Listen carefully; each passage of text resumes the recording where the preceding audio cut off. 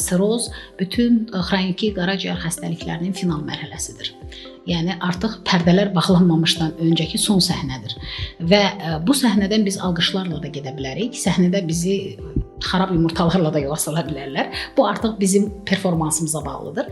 Və siroz istər virus mənşəli, istər genetik mənşəli, istər toksiki, alkoqol, narkotik vasitələr istifadəsi, uzun müddətli hər hansı bir dərman vasitəsi təsiri fərq etməz. Bütün bunlar qaraciyərdə siroza səbəb ola bilər. Siroz qaraciyərdə geri dönməyən fibrozlaşma, el dilində desək bərkimədir yəni. Biz təəssüflər olsun ki, artıq siroz var, bu hökmdür, artıq həyat bitdi deyirlər. Belə deyil.